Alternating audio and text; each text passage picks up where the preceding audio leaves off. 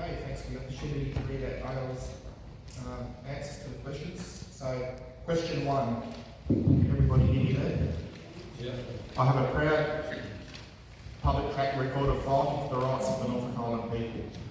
I've been fighting for these rights virtually every single week since the 2015 referendum, including face-to-face meetings with ministers, senators, members of the House of Representatives and the Administrator. Written submissions to the federal government, including the Joint Standing Committee, letters, surveys, meetings with NIGC, etc. Please read my election statement where I've already committed to ensuring that the outcome of the referendum is honoured. This commitment was actually made in 2015 when the referendum was not only ignored, but the Referendum Act itself was repealed. Question 2. The open immigration policy is totally unacceptable, given that resources are finite, such as water, housing, local agriculture, etc., etc. There is a better option to a simple moratorium.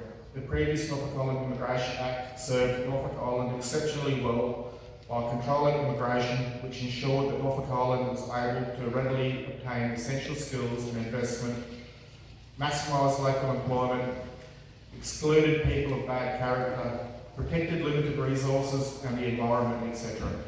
The previous immigration legislation has already been proven to meet Norfolk Island's needs over many years and should be implemented by the 1st of January 2024 to replace the existing unacceptable open immigration regime. Further changes can be considered by the new Governance Committee. Question 3. The Norfolk Island Governance Committee needs to ensure that there will be legal safeguards in place so that any new community-supported governance model can only be materially changed if agreed by a majority at referendum or plebiscite, and not be changed unilaterally by the federal government without the consent of the people, the Norfolk Island people. The option of a treaty of free association also needs to be considered. The Governance Committee needs to develop a legal framework that provides a constitution with a Bill of Rights. Question 4. Yes, the governance model underpinning the Norfolk Island government from 1979 to 2015, while not perfect, was successful in many ways and could be a good base model to work on as an initial template. Question 5. I am very familiar with the previous governance model. I do not accept the premise behind the question that it had failed. Its demise was in large part caused by a lack of positive collaboration by the federal government and its failure to honour its obligations. These obligations included a review after 5 years from the inception of limited self-government in 1979. The federal government failed to provide support during the global financial crisis and took many unilateral decisions to undermine self-government, example, withdrawing Medicare, changing election laws, etc., and blocked many economic initiatives over the years to diversify the economy, which has had the potential to bring economic benefits to the island. The medicinal marijuana industry initiative is just one recent example. The federal government also failed to honour some of its obligations as part of the roadmap agreement. Question 6. The Governance Committee would need to work out the details of any new model with the support of the community. However, there are some principles that need to be in place for a preferred model, such as a meaningful democratic voice for the people and by the people, including a legislature and ability to hold a referendum, ability to draft and enforce its own laws, a sustainable funding model, a cooperative arrangement between Norfolk Island government and the federal government, a clear delineation of functions and responsibilities to be administered by the Norfolk Island government and functions to be administered by other entities, restoration of the previous preamble, a model review period within 5 years, and safeguards to ensure that the model cannot be materially changed in the future without the consent of the people. Question 7. Proven and consistent record fighting to restore rights of Norfolk Islanders and relieve financial stress with some results in the economic area, such as federal taxation legislation, council land rates and waste management. Proven leadership over several years as ATA President, Accommodation and Tourism Association.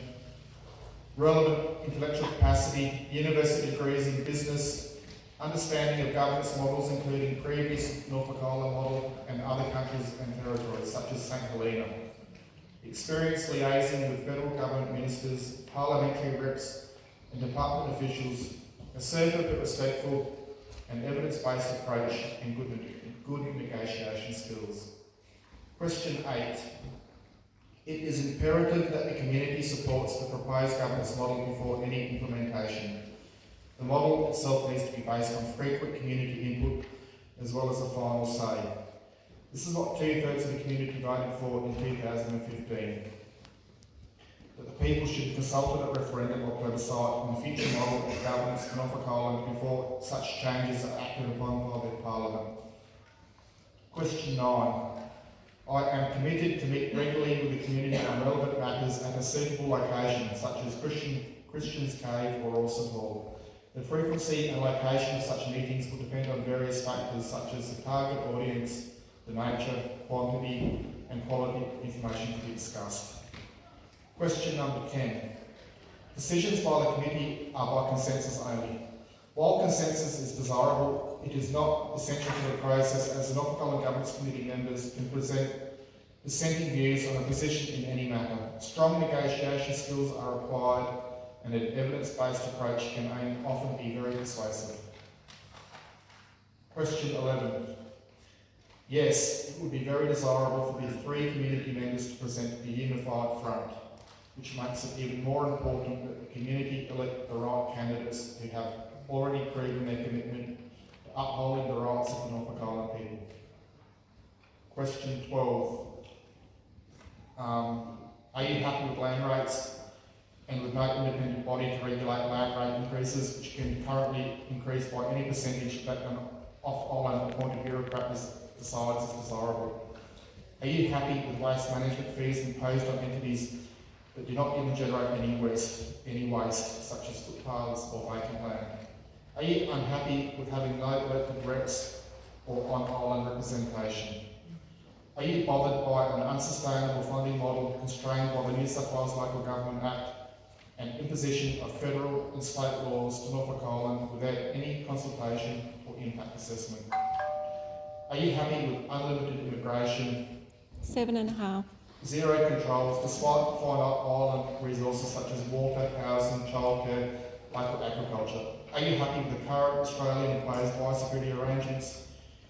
Are you happy with being subject to applied laws from New South Wales and Queensland without any consultation? Are you happy with local legacy laws not being able to be amended or updated on Norfolk Island and no local laws to be drafted on Norfolk Island?